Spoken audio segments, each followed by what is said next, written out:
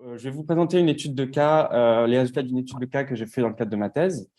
Du coup, moi, je prépare un doctorat en sociologie à Paris-Dauphine. Je travaille sur les discours et les pratiques de légitimation de l'intelligence artificielle dans le milieu du conseil. Et donc, j'ai fait notamment une enquête de 3 ans au sein d'une entreprise que j'appelle Blue Corp pour l'anonymiser, en partie, surtout en France et un peu au Canada.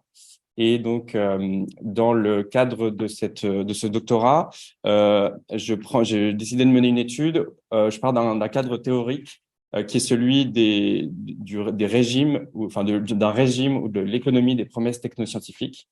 C'est un cadre théorique qui veut mettre le focus sur le fait que les technologies se développent en faisant un certain nombre de promesses pour attirer des ressources, pour légitimer leurs projets, stabiliser leur environnement.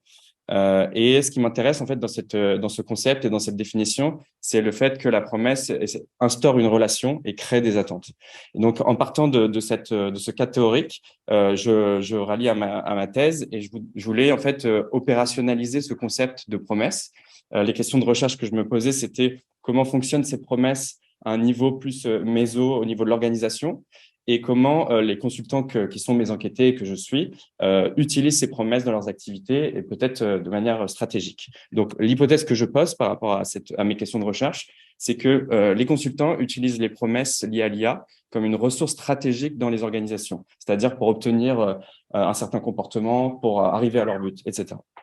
Donc justement, pour enquêter sur cette hypothèse, je fais une étude de cas qui est une expérimentation d'IA où j'ai suivi une prestation de conseil des consultants de Blue Corp autour d'un projet particulier qui était pour un client qui était une compagnie d'assurance qui s'appelle Monetti.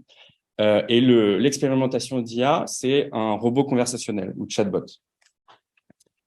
Cette enquête, elle a eu lieu entre juillet et décembre 2018. Donc, il y a une partie ethnographique du fait que j'étais dans l'équipe des concepteurs, des consultants.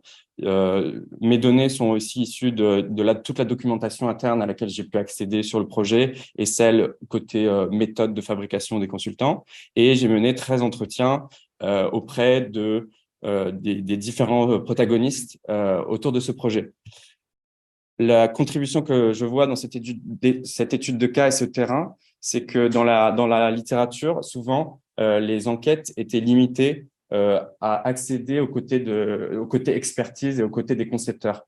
Il y avait plusieurs articles qui présentaient des ethnographies et ils marquaient que parfois les consultants qui avaient une posture d'expertise, ils retenaient leurs informations, etc. Donc, ça valide déjà un peu mon hypothèse, ou en tout cas que le fait qu'ils utilisent cette rétention de manière stratégique comme ressource.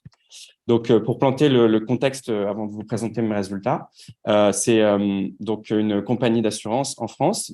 J'ai mené le terrain dans une équipe qui s'appelle le Centre de compétences en IA, qui était une équipe de 20 personnes. Ce qui est important de comprendre, c'est qu'elle était hybride, c'est-à-dire qu'il y avait 50% de cette équipe qui étaient des consultants de Blue Corp et que à la fois la technologie en elle-même, le logiciel et la méthode de conception, elle était apportée par ces consultants. C'était l'objet de leur prestation. Donc, dans cette équipe, il y avait plusieurs projets d'IA qui étaient menés et moi, j'ai décidé de suivre celui d'un chatbot qui s'appelle Casta et qui a été mis en production à partir d'avril 2018, c'est-à-dire que les utilisateurs pouvaient l'utiliser. Donc, on va voir justement comment il est présenté, cet outil en interne. Casta est basé, donc ça c'est la présentation telle qu'elle est donnée en interne. Casta est basée sur une technologie d'IA. Elle est présentée comme une assistante virtuelle, elle est destinée aux agents de cette compagnie d'assurance. Donc les compagnies d'assurance ont un réseau d'agences en France et donc ces agents pouvaient discuter via leur intranet, c'est un screenshot de leur intranet professionnel, en ouvrant une petite capsule de discussion avec cet assistant virtuel. Et les sujets sont métiers, c'est-à-dire ça concernait des questions sur des produits d'assurance auxquels l'agent avait besoin d'une certaine expertise pour avancer dans son travail. Donc justement, il y a en fait quatre protagonistes ou groupes d'acteurs qu'on peut identifier dans ce projet et qui vont interagir. Il y a les consultants, il y a la direction et ses représentants, donc c'est les commanditaires. Il y avait par exemple le directeur de l'IA, un PDG adjoint qui était à la demande de ce projet. Il y a le groupe des gestionnaires, donc c'était les personnes qui auparavant répondaient à des appels téléphoniques pour donner cette expertise et qui étaient demandés par les agents. Et donc les agents qui ont la figure d'utilisateur, c'est la cible de la population qui doit interagir in fine avec le chatbot Casta. En fait, donc la manière dont je voudrais vous présenter mes résultats, c'est de suivre 3 promesses qui ont été formulées par les consultants au cours du projet, avant, pendant, et on va voir comment ces promesses, en les suivant, elles sont utilisées pour arriver à des fins par les consultants. Donc, les 3 promesses que j'identifie, il y en a une qui est ontologique, qui est liée à la nature de l'identité de ce robot, de cet outil. Il y en a une qui est d'ordre émancipatrice et la troisième qui porte une promesse de progrès intrinsèque de l'outil. Et je vais rentrer dans le détail maintenant de ces 3 promesses. Donc, la première promesse, je vous ai dit ontologique, en fait, elle pourrait se formuler comme ça. Casta est une assistante virtuelle. On insiste sur le fait qu'elle est basée sur une technologie d'IA qui va répondre aux questions des agents. Donc, elle va se formuler donc les consultants vont insister sur le fait que c'est instantané, elle peut répondre 24 heures sur 24, 7 jours sur 7, qu'il y a une disponibilité tout le temps, la rapidité, la régularité des réponses, donc côté standardisation. Donc, c'est tout ce qu'on va mettre en avant, le fait qu'on peut lui parler en langage naturel. C'est ce qu'on va mettre en avant pour formuler cette promesse. Et donc, elle est en direction, cette promesse de la direction. C'est-à-dire que c'est les consultants qui vont présenter l'IA d'abord comme ça auprès de la direction. En fait, le comportement qui est recherché par cette promesse, c'est tout simplement l'attrait pour la technologie. Ils essayent de vendre une prestation, donc une démarche classique de prestation commerciale. Et ensuite, dans cette promesse, déjà, il y a on montre une posture d'expert, puisqu'il y a une espèce de flou. On parlait des représentations tout à l'heure, une espèce de flou sur l'identité. En fait, c'est quoi une IA, une assistante virtuelle? Et on rentre pas du tout dans des détails techniques. On parle pas de robot conversationnel, on parle pas des détails du fonctionnement. Et donc, ça permet c'est ce qui est recherché. Ça rentre, comme c'est une promesse, ça rentre avec un horizon d'attente. Donc, en fait, la direction va recevoir cet horizon d'attente parce qu'elle le lie cet outil à un projet qu'elle a. C'est de faire un gain de productivité, de pouvoir rationaliser ce processus là entre les gestionnaires et les agents qui s'appellent et donc qui perdent du temps. Il y avait une étude de coût qui avait été faite, donc ça rentre pour eux dans une attente liée à une opportunité. Et donc en fait, c'est important de comprendre le lien entre promesse et attente. Quand la direction pense qu'il y a une opportunité, elle va reprendre à son compte les termes de cette promesse. Et donc, en fait, à son tour, elle relie, elle diffuse, elle reprend, elle s'approprie cette promesse pour le présenter de la même manière aux agents généraux qui seront les utilisateurs finaux. Et donc, cette promesse, elle est porteur d'un mythe de l'IA que je vais décrire après, qui est sur l'identité, en fait, et le type d'outil que c'est. Le fait de parler d'IA plutôt que de robots conversationnels. Et je vais montrer après qu'elle aura une importance. La manière dont ce mythe de l'IA et cette promesse, elle est tenue, c'est ensuite tout un travail de la part des consultants. Ils ont des bonnes pratiques en design conversationnel, c'est-à-dire qu'il faut mettre une personnalité au chatbot. Elle est imagée avec un visage féminin, elle a un nom, on va lui faire des fonctionnalités de bavardage, etc. Donc, elle est tenue comme ça, cette promesse. La deuxième promesse que je voulais présenter, elle est d'ordre émancipatrice. Donc là, elle va se formuler de cette manière. Casta va libérer les gestionnaires du travail répétitif. Donc là, les consultants vont insister sur le fait que répondre aux appels, c'est des tâches ennuyeuses, routinières, répétitives, que le fait de les libérer de ce travail, ça va leur permettre de passer plus de temps sur des tâches plus intéressantes, plus humaines, à plus de valeur ajoutée. Donc elle est formulée ainsi, elle est en direction des gestionnaires et comme la direction est déjà liée par la première promesse, elle reprend aussi, puisque maintenant, ils ont une alliance d'intérêts autour de ce projet. Et donc, cette promesse est aussi formulée par la direction. Alors ici, dans cette promesse, je fais toujours le même détail, comportement recherché, horizon d'attente et le mythe que ça porte. Donc le comportement recherché, c'est l'implication des gestionnaires et il y a un intérêt très concret, c'est que euh, pour réussir leur projet, pour que le chatbot fonctionne, ils ont besoin en fait des gestionnaires. Ils ont besoin dans la méthodologie de leur donner un rôle d'analyste conversation, c'est-à-dire que c'est eux qui ont l'expertise métier et c'est seulement eux qui vont pouvoir relire les conversations et dire si le chatbot a bien répondu, changer les réponses si elles sont pas bonnes, créer donc toute l'expertise que peut apporter ce chatbot, elle est en fait elle est dépendante des gestionnaires. Donc les consultants sont dépendants de l'expertise des gestionnaires et cette promesse permet d'aligner avec un horizon d'attente des intérêts communs.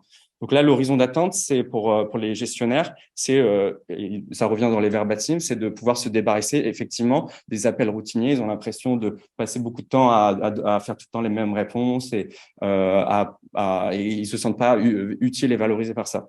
Donc là, encore une fois, l'horizon d'attente, il matche bien et c'est pour ça que les gestionnaires sont à nouveau sont cette fois-ci alliés parce qu'ils voient leur propre intérêt dans le fait de la réussite de ce projet. Et cette fois-ci, cette promesse, elle est porteur d'un mythe de l'automatisation où du fait de cette promesse, on va invisibiliser tout un ensemble de tâches qui vont devoir de toute manière être faites pour aboutir à ce projet. Je vais revenir justement dans les résultats à la fin, dans la désillusion. Alors, comment elle est instaurée, cette promesse? Comment elle tient? Donc, par exemple, elle est présentée par les consultants avec ce schéma qui revient tout le temps. Donc, c'est un schéma qui provient de la documentation de présentation du logiciel d'assistant IA. Donc, on va présenter ça au gestionnaire. On va dire, voilà, le fonctionnement du chatbot, en fait, on prend le nombre de variations, c'est l'ensemble des questions qui sont posées par les agents et on va les ranger par ordre de fréquence, celles qui reviennent le plus. Et la promesse qui est faite, c'est que les sujets, les questions qui sont le plus souvent posées, donc qui sont les plus fréquentes, eh ben on va se concentrer là-dessus et c'est ça qu'on va essayer d'automatiser et on va essayer de faire répondre le chatbot à ces questions. Donc, c'est pour ça qu'on parle de automatiser les tâches répétitives, puisque c'est on se concentre sur celles qui sont les plus posées, les questions les plus posées. La troisième promesse, c'est une promesse de progrès intrinsèque. Elle se formule ainsi, Casta est une machine apprenante. Donc là, on est plus loin dans le projet. On présente plus ça comme une IA, mais on parle beaucoup de machine apprenante. On s'appuie sur le fait que les technologies en IA s'appellent machine learning, deep learning, etc. Donc il y a cette notion. Mais cette rhétorique, en fait, elle est utilisée pas seulement pour désigner une technique en IA, mais aussi pour instaurer un horizon d'attente des agents en leur disant, merci, en leur disant que ça va s'améliorer avec l'utilisation du robot. Donc là, le comportement recherché, c'est que les agents utilisent le robot, même si ça marche pas, en gros. Il faut poser des questions et cette formule est vraiment reprise par les gestionnaires aussi, qui vont arrêter de vouloir répondre aux agents et ils vont leur dire il faut utiliser le robot, il va s'améliorer, il va s'améliorer. Donc il y a un horizon d'attente dans lequel on essaye de placer les agents. Et le problème, c'est que cet horizon, il y a un problème d'adhésion. Donc, concrètement, les agents n'utilisent pas le robot ou pas assez. Et en fait, la direction est obligée de mettre en place des stratégies alternatives à la promesse. Notamment, ils vont organiser un concours d'utilisation et l'agence qui l'utilise le plus va gagner une bouteille de champagne. Et ils vont essayer de trouver d'autres manières que les promesses pour arriver à leur fin, c'est-à-dire faire en sorte que les agents utilisent le robot. Il y a une autre alternative qui avait été imaginée, envisagée, c'était de carrément couper le numéro de téléphone, qu'il n'existe plus, pour que dans tous les cas, le seul canal de communication soit le chatbot.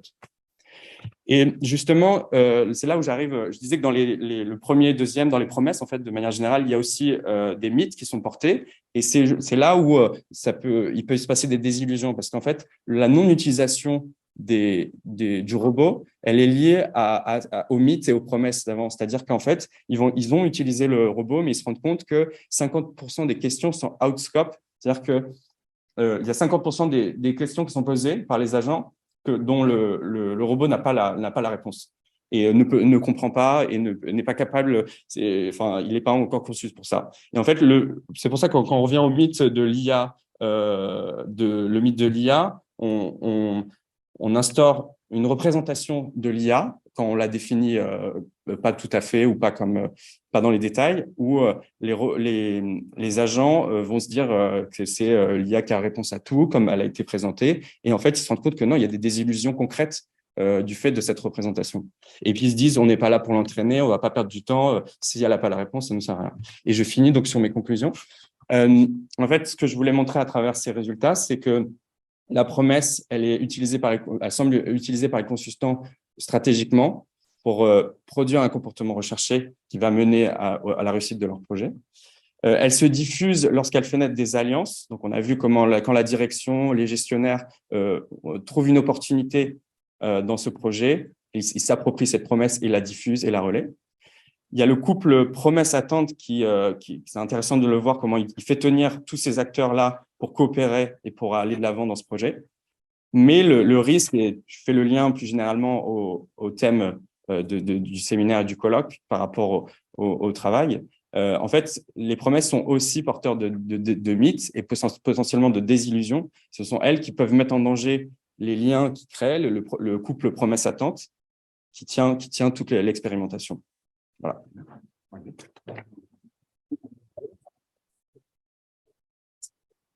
One quick question. Alors, j'aurais une question concernant cette est-ce que vous avez observé dans le cadre de l'implémentation de ce projet,